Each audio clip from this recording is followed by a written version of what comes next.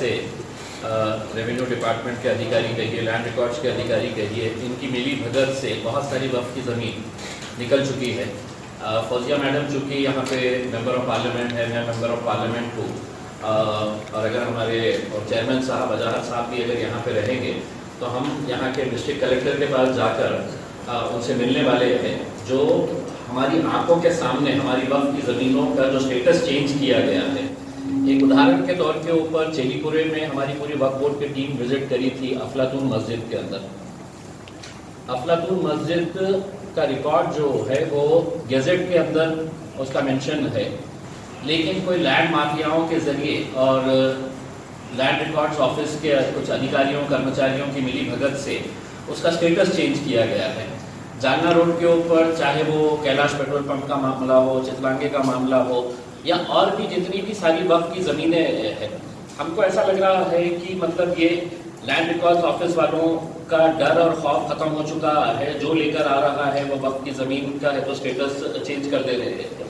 तो हम इसके अंदर कुछ इंक्वायरीज लगाना चाह रहे हैं, और वो इंक्वायरीज डिस्ट्रिक्ट कलेक्टर लेवल के ऊपर हम तो औरंगाबाद के लिए करेंगे, लेकिन चेयरमैन साहब की सदारत में एक सेटलमेंट कमिश्नर लैंड रिकॉर्ड्स जो पूना में बैठते हैं उनसे भी मुलाकात करेंगे, और उनके जरिए जो महाराष्ट्र के जितने भी लैंड रिकॉर्ड्स ऑफिसर्स हैं उनको इंस्ट्रक्शंस देके कि इसका वक्फ का स्टेटस चेंज करते वक्त क्या क्या दक्षता लेने की ज़रूरत है और इसमें कोई धांधलियाँ ना हो, इसके लिए हम लोग उनके पास भी अप्रोच करेंगे।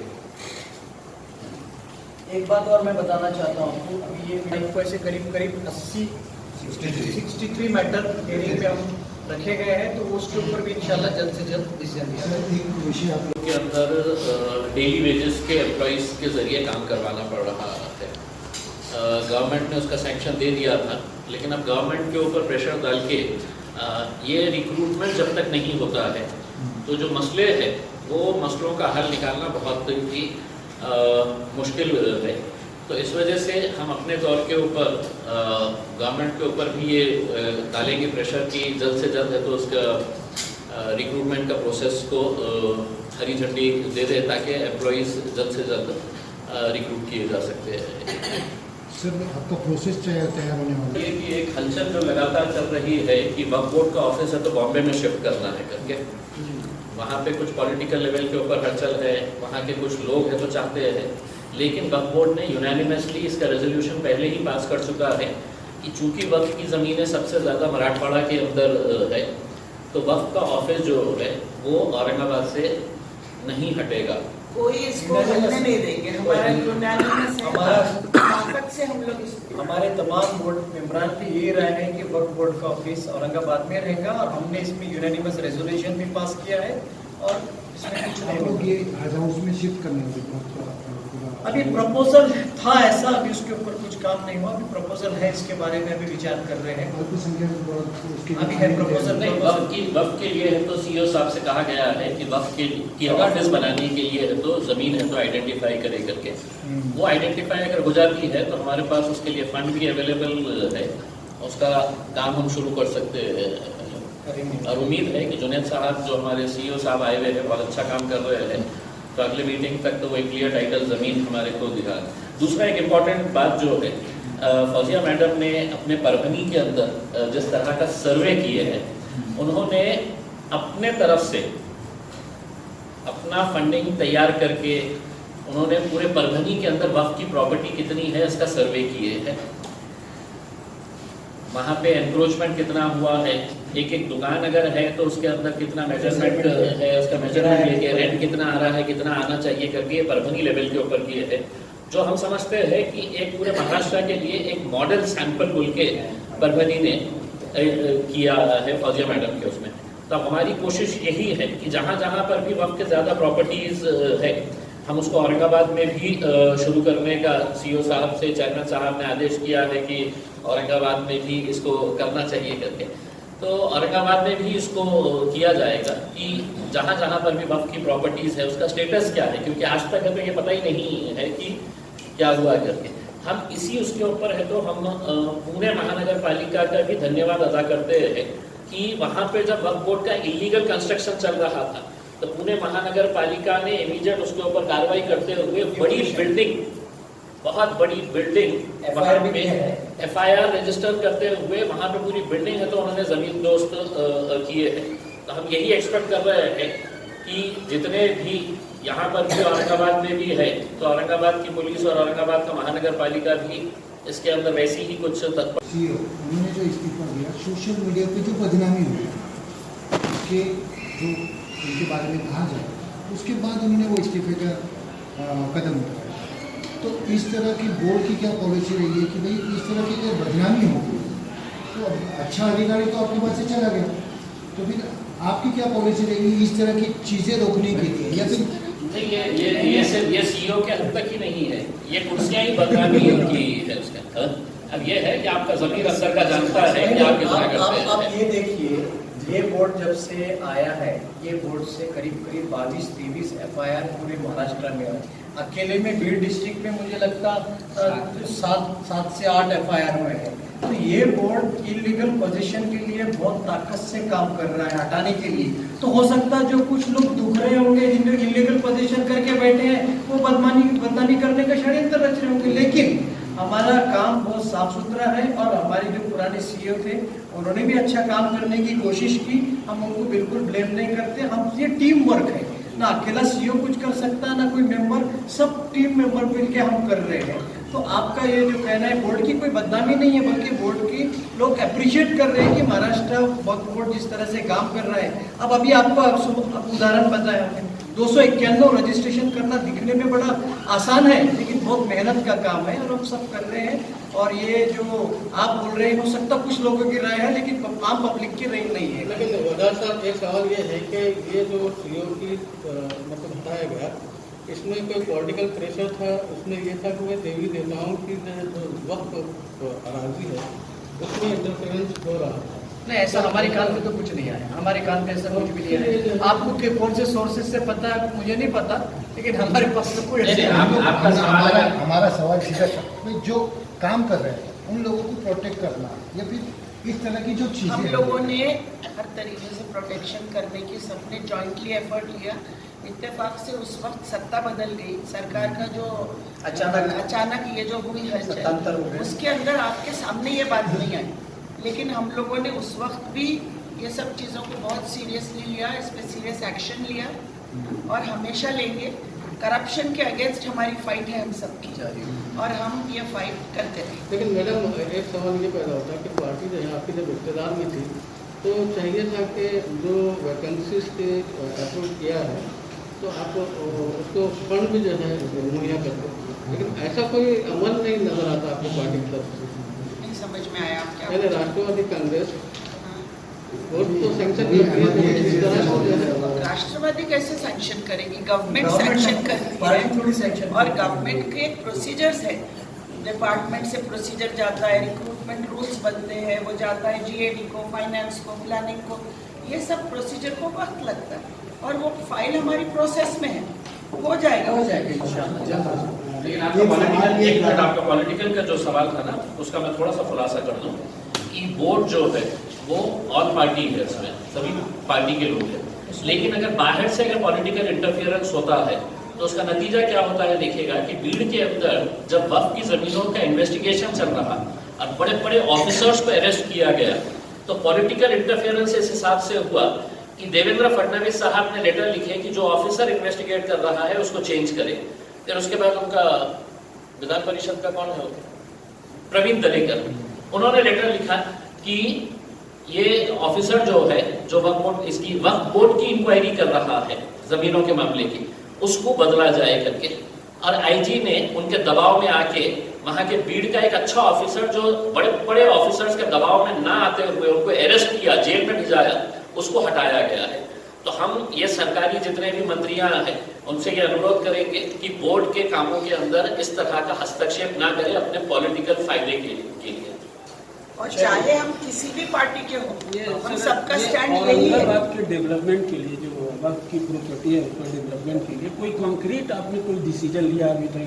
कोई वैसा देखने में तो कभी नहीं आया कि कोई कंक्रीट ऐसा ये आया हो कि चलिए, और या पहले की जो प्रॉपर्टीज है उसका कुछ रिव्यू लिया क्या जो अभी वही इस चीज़ पे हम काम कर रहे हैं। बीच में हम सभा मेंबरान ने जाके मांडकी में जगह पर इंस्पेक्शन किया और उसमें ख़ास तौर पे इम्तियाज जलील साहब और मेंबर ऑफ पार्लियामेंट ने बड़ी मेहनत करके वहाँ इंकरेजमेंट हटाने का काम किया।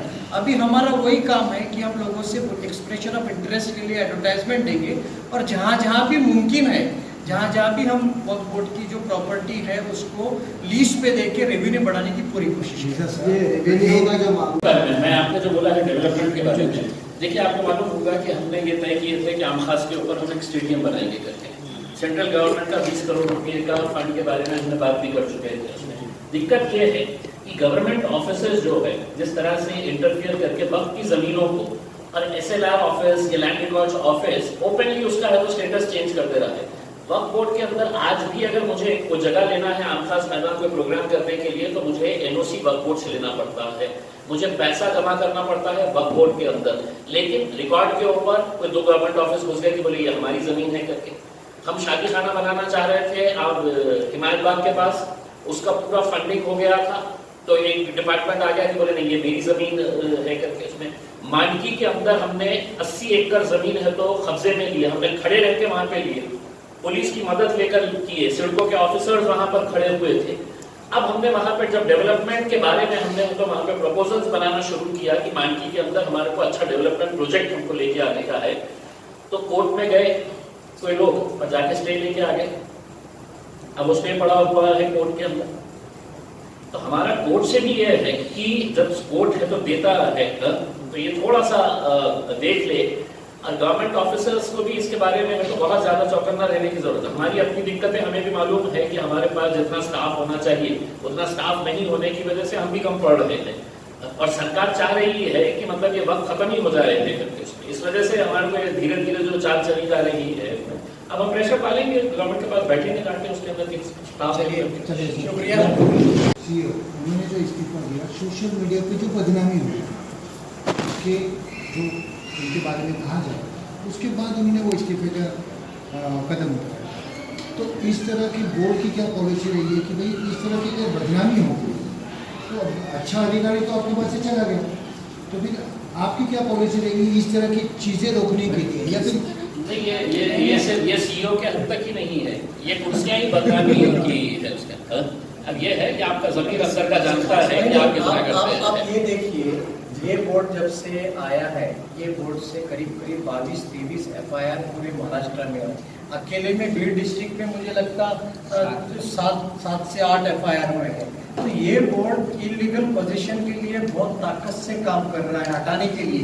तो हो सकता है जो कुछ लोग दुख रहे होंगे जिनके इलीगल पोजीशन करके बैठे हैं वो बदनामी करने का षड्यंत्र रच रहे होंगे, लेकिन हमारा काम बहुत साफ सुथरा है और हमारे जो पुराने CEO थे उन्होंने भी अच्छा काम करने की कोशिश की।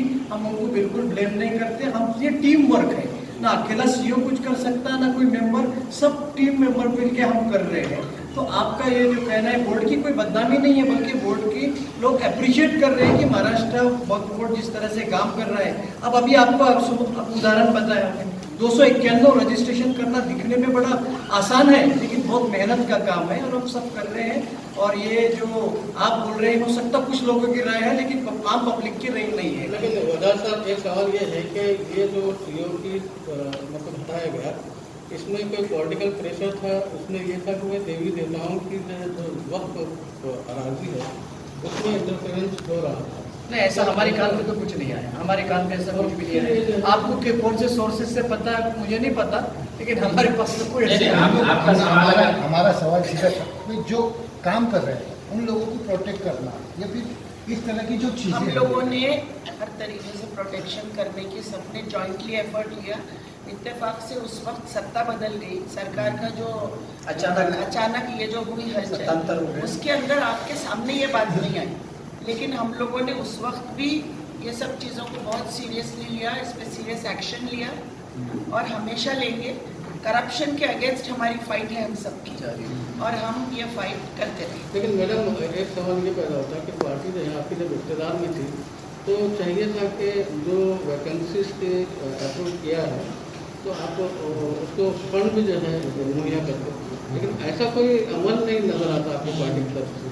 नहीं समझ में आया आप क्या पहले राष्ट्रवादी कांग्रेस वोट तो सैंक्शन ये करती है, ये- इस तरह से जो है राष्ट्रवादी कैसे सैंक्शन करेगी? गवर्नमेंट सैंक्शन करती पार्टी थोड़ी है सैंक्शन और गवर्नमेंट के एक प्रोसीजर्स है, डिपार्टमेंट से प्रोसीजर जाता है, रिक्रूटमेंट रूल्स बनते हैं, वो जाता है जीएडी को, फाइनेंस को, प्लानिंग को, ये सब प्रोसीजर को वक्त लगता है और वो फाइल हमारी प्रोसेस में है, हो जाएगा। हो जाएगा इंशाल्लाह जल्द हो जाएगा। लेकिन आपका पॉलिटिकल, एक मिनट, आपका पॉलिटिकल का जो सवाल था ना, उसका मैं थोड़ा सा खुलासा कर दूं कि बोर्ड जो है वो ऑल पार्टी है, इसमें सभी पार्टी के लोग हैं, लेकिन अगर बाहर से अगर पॉलिटिकल इंटरफियरेंस होता है तो उसका नतीजा क्या होता है देखिएगा कि भीड़ के अंदर जब वक्फ की जमीनों का इन्वेस्टिगेशन चल रहा और बड़े बड़े ऑफिसर्स को अरेस्ट किया गया, तो पॉलिटिकल इंटरफियरेंस इस हिसाब से हुआ कि देवेंद्र फडणवीस साहब ने लेटर लिखे कि जो ऑफिसर इन्वेस्टिगेट कर रहा है उसको चेंज करे। फिर उसके बाद उनका विधान परिषद का कौन है, प्रवीण दरेकर, उन्होंने लेटर लिखा कि ये ऑफिसर जो है, जो वक्फ बोर्ड की इंक्वायरी कर रहा है जमीनों के मामले की, उसको बदला जाए करके। और आईजी ने उनके दबाव में आके वहां के भीड़ का एक अच्छा ऑफिसर जो बड़े बड़े ऑफिसर्स के दबाव में ना आते हुए उनको अरेस्ट किया, जेल में भिजाया, उसको हटाया गया है। तो हम ये सरकारी जितने भी मंत्रियां हैं उनसे ये अनुरोध करेंगे कि बोर्ड के कामों के अंदर इस तरह का हस्तक्षेप ना करें अपने पॉलिटिकल फायदे के लिए। और चाहे हम किसी भी पार्टी के ये हों, हम सर, सबका ये स्टैंड यही है। औरंगाबाद के डेवलपमेंट के लिए जो वक्त की प्रॉपर्टी है उसका डेवलपमेंट के लिए कोई कंक्रीट आपने कोई डिसीजन लिया अभी तक? कोई वैसा देखने में तो कभी नहीं आया कि कोई कंक्रीट ऐसा ये आया हो कि चलिए, और या पहले की जो प्रॉपर्टीज है उसका कुछ रिव्यू लिया क्या? जो अभी वही इस चीज़ पे हम काम कर रहे हैं। बीच में हम सभा मेंबरान ने जाके मांडकी में जगह पर इंस्पेक्शन किया और उसमें ख़ास तौर पे इम्तियाज जलील साहब और मेंबर ऑफ पार्लियामेंट ने बड़ी मेहनत करके वहाँ इंकरेजमेंट हटाने का काम किया। अभी हमारा वही काम है कि हम लोगों से एक्सप्रेशन ऑफ इंटरेस्ट के लिए एडवर्टाइजमेंट देंगे और जहाँ भी मुमकिन है, जहाँ भी हम वक्फ बोर्ड की जो प्रॉपर्टी है उसको लीज पे देके रेवेन्यू बढ़ाने की पूरी कोशिश है। मैं आपने जो बोला है डेवलपमेंट के बारे में, देखिए आपको मालूम होगा कि हमने ये तय किए थे कि आम खास के ऊपर हम एक स्टेडियम बनाएंगे करके। सेंट्रल गवर्नमेंट का 20 करोड़ रुपए का फंड के बारे में हमने बात भी कर चुके थे। उसमें दिक्कत ये है कि गवर्नमेंट ऑफिसर्स जो है जिस तरह से इंटरफियर करके वक्त की जमीनों को, और SLR ऑफिस या लैंड रिकॉर्ड्स ऑफिस ओपनली उसका है तो स्टेटस चेंज करते रहे। वक्फ बोर्ड के अंदर आज भी अगर मुझे कोई जगह लेना है आम खास मैदान को प्रोग्राम करने के लिए तो मुझे NOC वक्फ बोर्ड से लेना पड़ता है, मुझे पैसा जमा करना पड़ता है वक्फ बोर्ड के अंदर। लेकिन रिकॉर्ड के ऊपर कोई 2 गवर्नमेंट ऑफिस घुस गए कि बोले ये हमारी जमीन है करके।